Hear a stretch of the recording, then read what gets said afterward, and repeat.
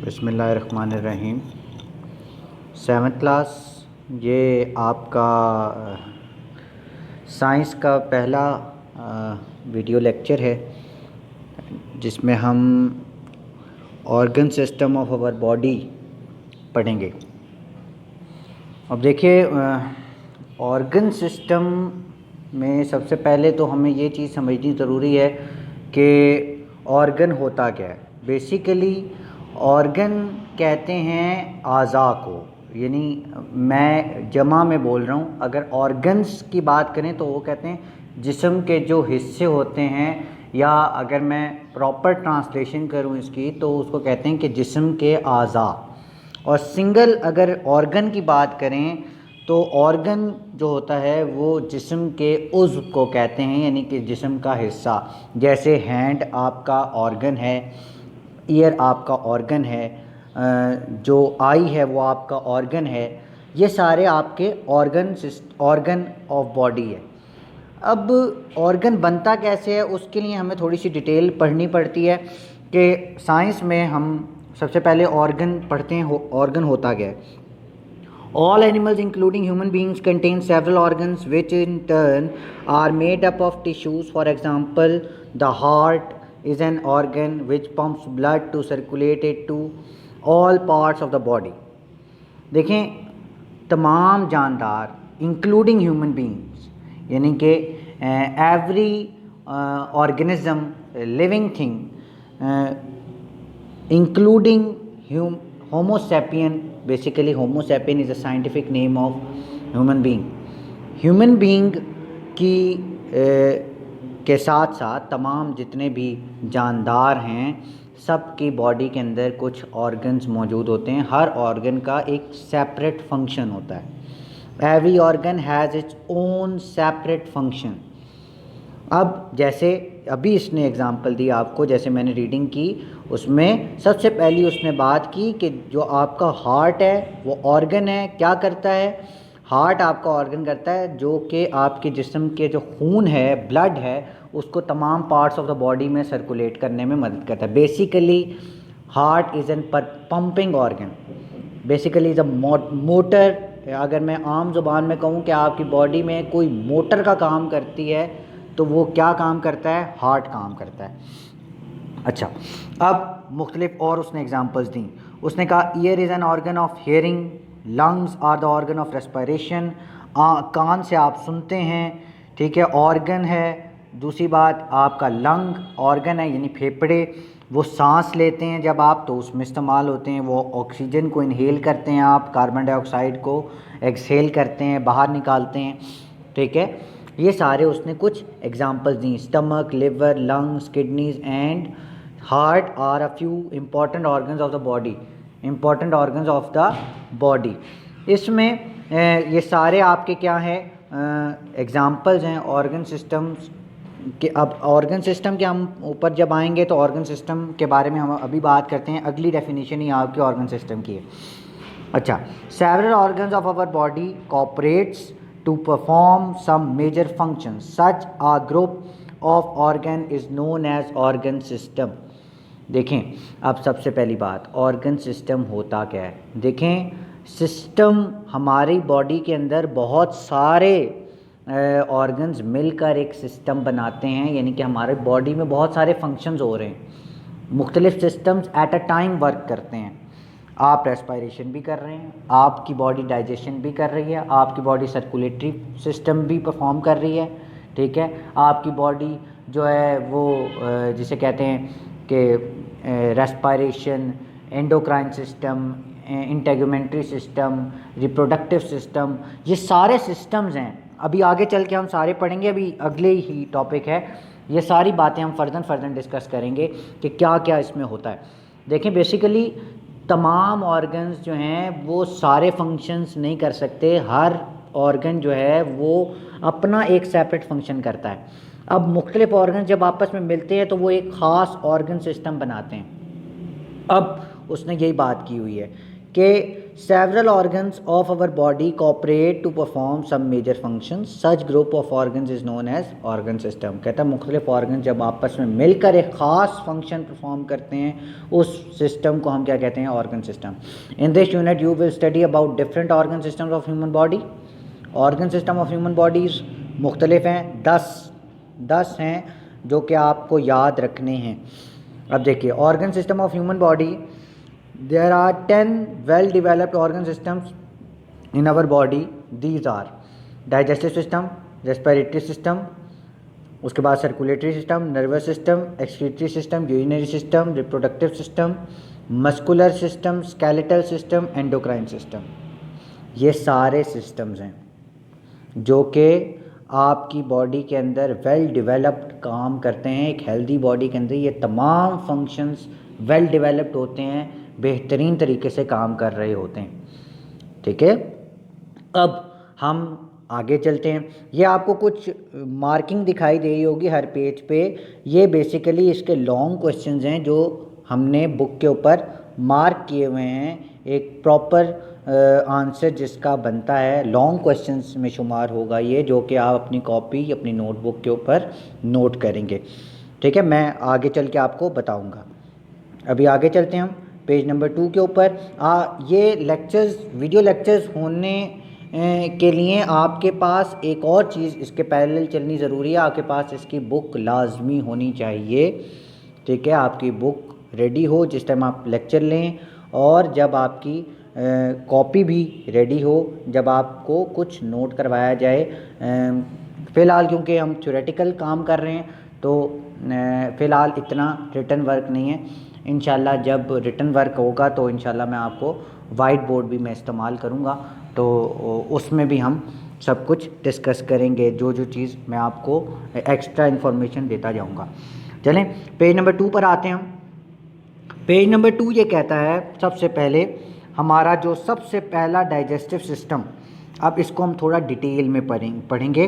अब इसका जो डाइजेस्टिव सिस्टम है बेसिकली होता क्या है. डाइजेस्टिव सिस्टम ये होता है कि हमारी बॉडी के अंदर जो खुराक जाती है, अब उस खुराक में जो आप कहते हैं कि हज़म होती है, आप माउथ से यानी मुंह के ज़रिए आप खाना खाना शुरू करते हैं. तो खाने सिर्फ इतना नहीं है कि माउथ में ही हम जो चबाते हैं खाना और बस वो निगल लेते हैं और बस काम ख़त्म, ऐसे नहीं है.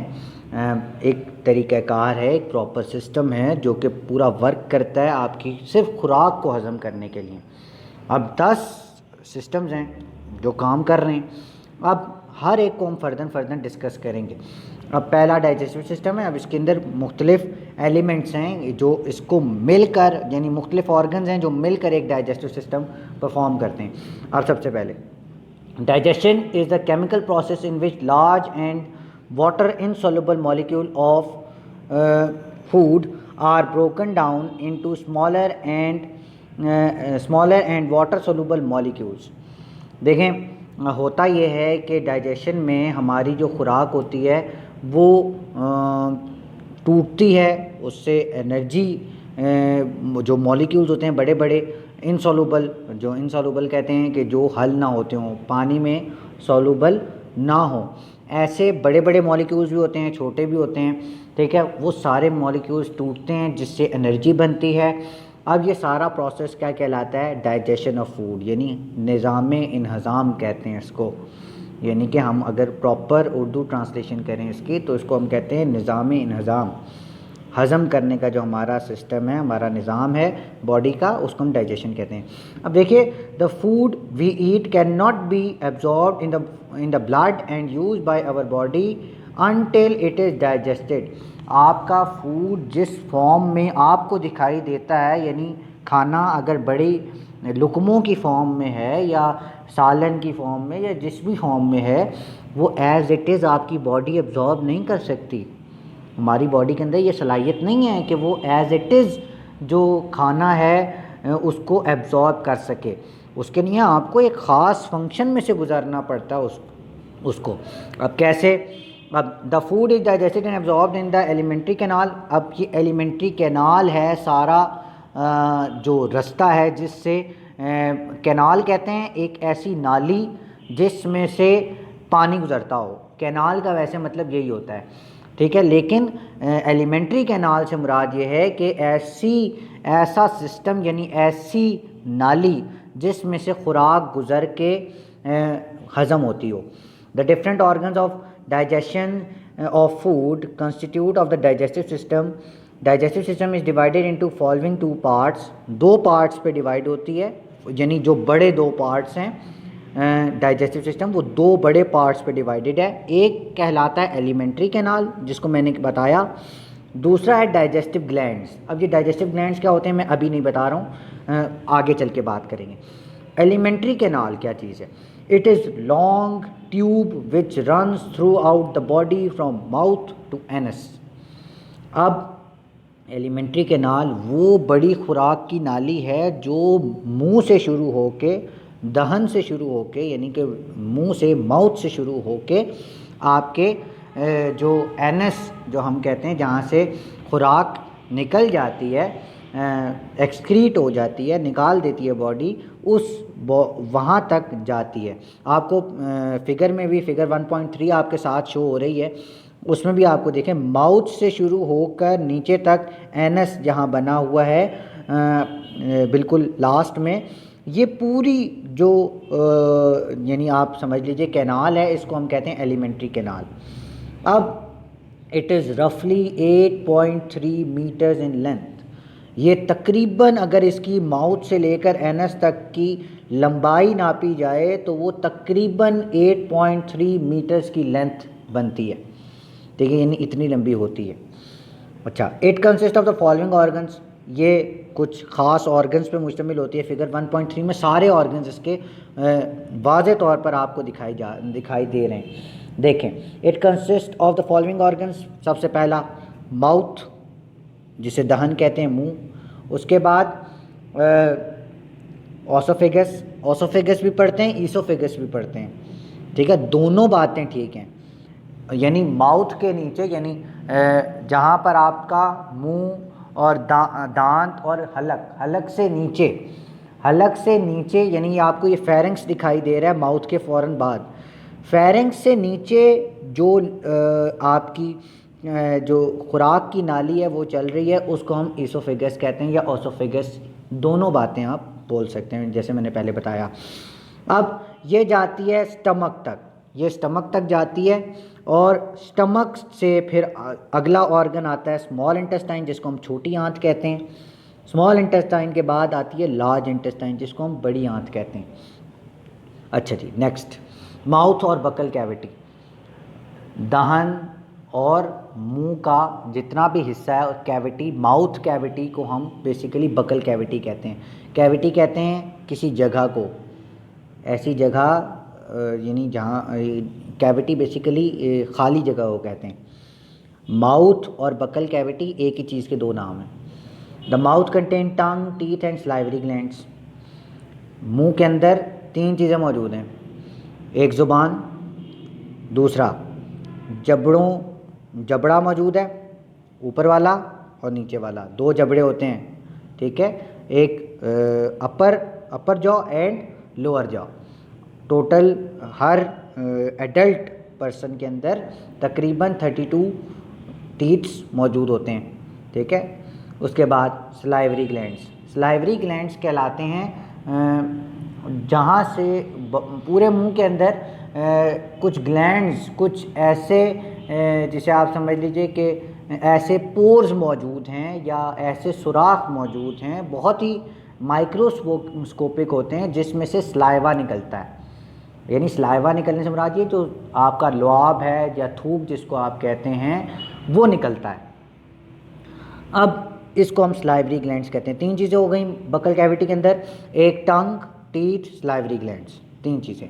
Food is taken into the mouth, jaw and teeth work together in grinding the food. अब फूड जो है माउथ में जाता है, जॉज के यानी जबड़ा जो है उसको काटता है, तोड़ता है। वर्क टुगेदर यानी जिस तरह चक्की चलती है, जिस तरह चक्की चलाई जाती है, इसी तरह आपके जो जॉज हैं वो चलते हैं और फूड को ग्राइंड करते हैं। आपका जो खुराक है आपकी उसको तोड़ते हैं। अच्छा, उसके बाद tongue rolls the food in the mouth. जो ज़ुबान है वो बेसिकली आपके फूड को रोल करती है, घुमाती है, आपके निवाले को मुंह के अंदर घुमाती है, तोड़ उसको नरम भी करती है। नरम करने में दो चीज़ों का हाथ होता है। एक जो टंग है यानी ज़ुबान जो है, और दूसरा स्लाइवरी ग्लैंड। स्लाइवा क्या करता है, आपके फूड को नरम कर देता है। थूक जो है वो आपके निवाले को नरम करती है और उससे फिर आपके जो जॉज़ हैं, जो दांत हैं, वो उसको काटते हैं, उसको बिल्कुल पीस के रख देते हैं। अच्छा, digestion of food begins in the mouth. Digestion of food mouth से शुरू होती है। वाइल च्यूइंग का मतलब चबाना। You will feel a watery fluid, आपके मुंह में एक पानी सा आएगा, फ्लूइड सा आएगा इन your mouth. This is called saliva. इसको हम स्लाइवा कहते हैं, लुआब कहते हैं। Which is secreted by the salivary glands, ये स्लाइवरी ग्लैंड से निकलता है आपके मुंह के अंदर। Saliva helps in the digestion of food. मैंने आपको अभी बताया कि स्लाइवा जो है वो डाइजेशन ऑफ फूड में हेल्प करता है। फॉर एग्ज़ाम्पल, अब ये एग्जांपल दी हुई है। For example, starch it also lubricated the food and makes it easier to swallow. अब क्या होता है कि जो सलाइवा है या स्टार्च जिसको आप कहते हैं, ये स्टार्च एक ख़ास कंपाउंड है, पौधों के अंदर होता है। ये आपकी खुराक में शामिल होता है और उससे क्या होता है कि आपकी जो खुराक है बिल्कुल नरम हो जाती है और आपको निगलने में आसानी होती है। फिर टीथ की तरफ आ जाएं हम, तो टीथ में ये दांतों के बारे में है। All of us have two sets of teeth in daily life. दो तरह के टीथ आते हैं हमारी पूरी डेली लाइफ के अंदर। एक सबसे पहला जो हम टेम्परेरी टीथ्स कहते हैं, जिसको मिल्क टीथ्स कहते हैं, दूध के दांत, ठीक है। ये तकरीबन 6 साल की उम्र तक बच्चे के अंदर रहते हैं, यानी जब बच्चा पैदा होता है उसके कुछ अरसे के बाद ये टेम्परेरी टीथ यानी दूध के दांत निकलते हैं। दूध के दांत निकलने के बाद वो तकरीबन 6 साल की उम्र तक, 7 साल की उम्र तक रहते हैं। वो सारे दांत झड़ जाते हैं। उसके बाद दांत झड़ जाते हैं। जब दांत झड़ जाते हैं तो उसके बाद एक नए सेट्स ऑफ टीथ आते हैं जिसको हम टेम्परेरी टीथ परमानेंट टीथ्स कहते हैं, जो हड्डी के दांत जिसको आप आम ज़ुबान में कहते हैं, ठीक है। There are 32 teeths in all. हमारे पूरे जबड़े के अंदर 32 दांत होते हैं जिसको हम 32 ही कहते हैं आम ज़ुबान में। 16 इन ईच जॉज, ऊपर वाले जबड़े में 16 दांत, नीचे वाले जबड़े में 16 दांत।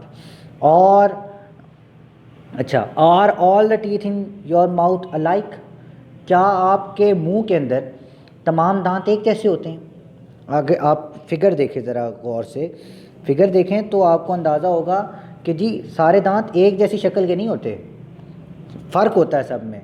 No, it is not so, ऐसा नहीं है। There are 4 types of teeth in our mouth. 4 तरह के दांत होते हैं। सबसे पहला इंसीजर, ये सीजर से निकला है। सीजर का मतलब काटने वाला, इंसीजर्स का मतलब काटने वाला। कैनाइन्स, कैनाइन्स का मतलब नोकीला, नोकीले दांत होते हैं। फिर होता है प्रीमोलर्स, प्रीमोलर यानी दाढ़ से पहले वाले दांत, दाढ़ से पहले वाला। मोलर कहते हैं दाढ़ को, फिर आखिर में आते हैं मोलर्स जिसको दाढ़ें कहते हैं, ठीक है। Incisors are use for cutting, incisors जो होते हैं वो काटने के लिए, फूड को काटने के लिए इस्तेमाल होते हैं। जैसे आप जब सेब खाते हैं डायरेक्टली छिलका उतार के, तो आप क्या छिलका उतारते तो नहीं है बेसिकली। जब छिलका नहीं उतारते, एज इट इज़ पूरा सेब खा रहे होते हैं, तो आपके जो आगे वाले 2 दांत हैं वो इस्तेमाल होते हैं जिनको हम इंसीजर्स कहते हैं। आपको फिगर में दिखाई दे रहा होगा सही प्रॉपरली। अब वो काटते हैं। अब कैनाइन्स क्या करते हैं? Use for tearing. टीयरिंग का मतलब वो फाड़ देते हैं, आपके निवाले को फाड़ते हैं। जैसे कैनाइन सबसे ज़्यादा जो प्रोमिनेंट होते हैं वो होते हैं गोश्तखोर जानवरों में। अब हम भी बेसिकली गोश्तखोर भी होते हैं और हम सब्ज़ी खोर भी होते हैं। ह्यूमन जो है वो दोनों तरह का है, उसके अंदर दोनों किस्म की क्वालिटीज़ हैं। वो वेजिटेबल्स भी खाता है, वो मीट भी खाता है। तो जो कैनाइन्स हैं वो बेसिकली गोश्तखोर जानवरों के अंदर होते हैं। आपने कभी शेर का देखा होगा, नोकीले दांत होते हैं उसके। तो ये कैनाइन्स होते हैं जो फाड़ने के लिए इस्तेमाल होते हैं। टीयरिंग का मतलब होता है फाड़ना। अच्छा, एंड प्री मोलर्स और molars are use for chewing and grinding. ये जो आखिरी के दो दांत हैं ना, प्री मोलर्स और मोलर्स, ये बेसिकली पीसते हैं आपकी बॉडी को, आपके निवाले को वो पीसते हैं। ग्राइंड कहते हैं, जैसे चक्की चलती है, जैसे चक्की जो है आटे को पीसती है, इसी तरह जो आपके प्री मोलर्स और मोलर्स हैं वो आपकी खुराक को पीस देते हैं। नेक्स्ट पेज पर ये जो मार्किंग्स हैं ये आप गौर से देख लीजिए। क्वेश्चन नंबर 2 की मार्किंग्स हैं, ये पिछले पेज से शुरू हो रही थी, ये एलिमेंट्री कैनाल, और उससे पिछले पेज पर हमने क्वेश्चन नंबर 1 देखा है, जहाँ से मार्किंग हुई हुई है ये आपके क्वेश्चन के आंसर्स हैं।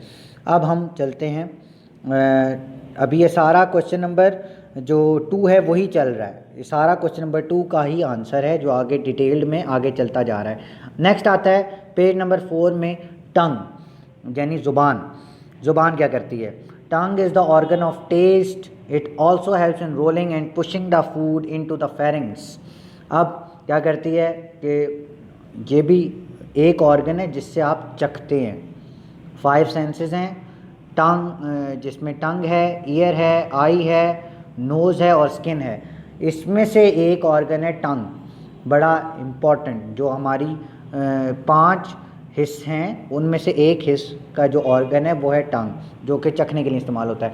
It also helps in rolling and pushing the food into the pharynx. ये बेसिकली करती क्या है, ये खुराक को आपके मुंह में घुमाती है और उसको हलक में, फेरिंग्स का लफ्ज़ इस्तेमाल हुआ, फेरिंग्स कहते हैं हलकूम या हलक, उसके अंदर उंडेल देती है। It mixes the saliva with the food and also helps us to speak. एक और काम भी करती है, ये आपके खुराक के अंदर मिक्स करती है सलाइवा को, ठीक है, और दूसरी बात ये कि आपको बोलने में मदद करती है, आप इसी की मदद से बोलते हैं। फिर आता है फेरिंग्स, हलक। द माउथ और buccal cavity open into a short wide and muscular chamber called the pharynx. It is also 12 to 14 centimetre in length. जो हलक है वो सिर्फ और सिर्फ 12 से 14 सेंटीमीटर की लेंथ का होता है, ठीक है। ये मस्कुलर चैम्बर है, यानी गोश्त से बना हुआ, आपके हलक जो है वो गोश्त से बना हुआ एक ख़ास कैविटी है, ठीक है। अच्छा, अब ये जो बकल कैविटी बेसिकली फेरिंग्स में जाके खुलती है, यानी कि आपके हलक में जाके खुलती है, और ये जो हलक का जो साइज़ है वो मैं आपको बता चूँगा 12 से 14 सेंटीमीटर का होता है बस। फिर आता है एसोफेगस। एसोफेगस में क्या होता है कि एसोफेगस में it is connecting tube between the mouth and the stomach. Basically oesophagus जो है वो एक कनेक्टिंग ट्यूब है, यानी कि मिलाने वाली चीज़ है, जिससे कनेक्ट किया जाता है। अब ये कनेक्शन है किस किस चीज़ के दरमियान। एक तो हमारा माउथ, जो मुंह से हमारी खुराक जाएगी वो एसोफेगस से गुज़रती हुई कहाँ तक जाएगी, 30 सेंटीमीटर की लेंथ है, उसकी 30 सेंटीमीटर तक की लेंथ होती है। It has to pass the food from mouth to stomach तक पहुंचा देती है। It is also called gullet, इसको हम गुलेट भी कहते हैं। Next stomach. अब स्टमक क्या है, stomach is a J shaped bag made up of muscles. Stomach जो है जिसको हम मैदा कहते हैं, मैदे में जाकर पेट हमारा जो है उसके अंदर एक मस्कुलर ऑर्गन है जिसको हम स्टमक कहते हैं। वो करता क्या है, the food is mixed with the gastric juice. ये गैस्ट्रिक जूस को उस खुराक के अंदर मिलाता है, सिक्रेटेड बाय गैस्ट्रिक ग्लैंड, जो कि गैस्ट्रिक ग्लैंड से निकलते हैं। हमारे स्टमक के अंदर ये ग्लैंड्स मौजूद होते हैं, गैस्ट्रिक ग्लैंड्स, उससे हमारा गैस्ट्रिक जूस निकलता है। वो उस खुराक का हिस्सा बनता है, वो मज़ीद खुराक को नरम कर देता है और स्टमक उसको मज़ीद पीसता है, मज़ीद तोड़ता है। The gastric juice contain HCl। Gastric juice के अंदर एक ख़ास किस्म का तेज़ाब होता है जिसको हम HCl कहते हैं, hydrochloric acid. A digestive enzyme and water. इसके अंदर एक डाइजेस्टिव एंजाइम भी होता है और पानी भी होता है। ये सब मिलते हैं और ख़ुराक को मज़ीद छोटा कर देते हैं, यानी तोड़ते हैं, उसको मज़ीद ग्राइंड कर देते हैं। Gastric juice helps in the digestion of food. The stomach grinds and mixes the food with digestive juices. HCl softens the food and disinfects it. Basically HCl जो करता है सॉफ्टन, नरम करता है फूड को और उसे डिसइंफेक्ट करता है, उसके अंदर अगर कोई जरासीम है तो वो मार देता है, ठीक है। नेक्स्ट स्मॉल इंटेस्टाइन, ये सेकंड लास्ट पार्ट है हमारे डाइजेस्टिव सिस्टम का। स्मॉल इंटेस्टाइन क्या करता है, as the food leaves your stomach, जैसे ही फूड जो है वो स्टमक से गुजर के निकलता है, वो स्मॉल इन स्मॉल क्वांटिटीज़, थोड़ी थोड़ी क्वांटिटी में निकलता है। ऐसा नहीं कि सारा सारी जो खुराक है वो यकमुश्त एकदम निकल जाए, एकदम वो स्मॉल इंटेस्टाइन का के अंदर नहीं जाती, आहिस्ता आहिस्ता जाती है, ठीक है। अब उसमें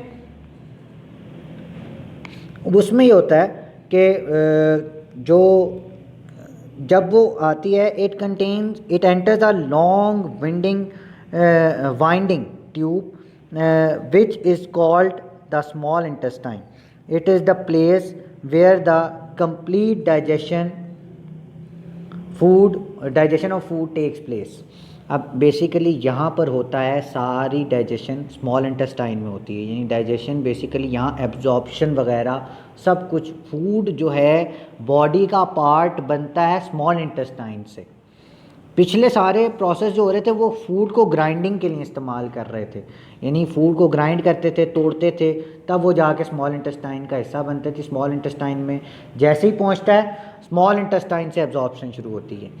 small intestine is longest part of the digestive system, सबसे लंबा पार्ट है डाइजेस्टिव सिस्टम का, तकरीबन 7 मीटर लंबा होता है। कॉइल्ड, क्योंकि मोड़ा तोड़ा हुआ होता है, एक स्मॉल सी जगह पे लिपटी हुई होती है, इसलिए इसको कॉइल्ड ट्यूब कहा जाता है। 7 मीटर लंबी होती है। In the small intestine the food is mixed with bile juice. इस स्मॉल इंटेस्टाइन के अंदर जो फूड है उसके अंदर बाइल जूस ऐड हो जाता है, पेंक्रियाटिक जूस ऐड होता है। These are secreted by liver, ये जो जूसेस हैं वो लिवर से निकलते हैं। जिगर जिसको हम कहते हैं, जिगर 2 काम करता है, एक ये जो डाइजेस्टिव जूसेस हैं 2 किस्म के वो बनाता है, और दूसरा खून भी बनाता है। खून दिल नहीं बनाता, दिल सिर्फ पंप करता है, खून नहीं बनाता। And pancreas from the digestive food pancreas respectively, both these juices carry out the digestion of food. The small intestine impart nutrients from the food.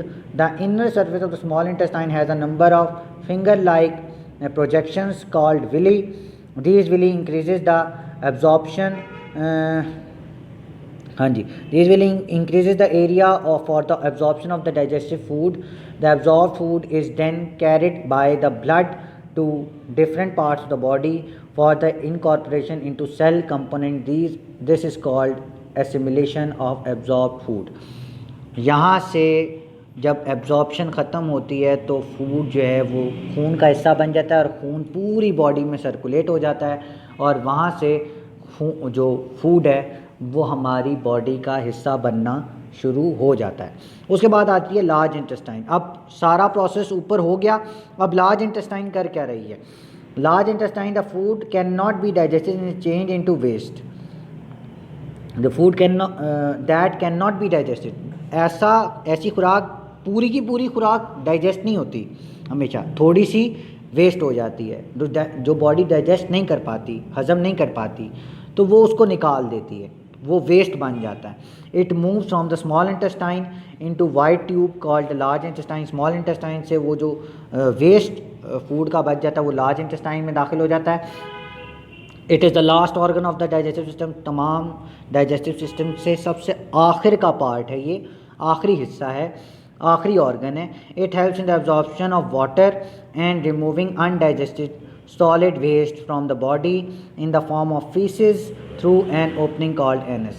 यहाँ पर जितना भी हो सकता है मैक्सिमम क्वांटिटी ऑफ वाटर जो उस फूड के अंदर मौजूद होती है वो सारी एब्जॉर्ब हो जाती है, और फिर जो वेस्ट बाकी बच जाता है, यानी गंद बला फजूल अशिया जो हमारी बॉडी इस्तेमाल नहीं कर सकती, उसको एनएस के थ्रू बाहर निकाल दिया जाता है। अब डाइजेस्टिव ग्लैंड्स आखिरी जो टॉपिक है आज तक का, इंशाल्लाह बस ये हमारा क्वेश्चन नंबर 3 होगा, और हमने आज क्वेश्चन नंबर 1, 2, 3 ये हमने कर लिए लॉन्ग, और आप ये अपनी नोटबुक पे लिखेंगे। लास्ट पार्ट आज के लेक्चर का, liver, gall bladder, pancreas are also associated with digestive system. ये 3 हैं, लिवर है, गॉल ब्लैडर है, पेंक्रियाज, ये 3 चीज़ें हैं जो कि डाइजेस्टिव ग्लैंड्स में शुमार होती हैं। Also associated with digestive system, ये डाइजेस्टिव सिस्टम से इनका इल्हाक है, यानी एक उससे मिली हुई हैं, उनसे ताल्लुक़ है।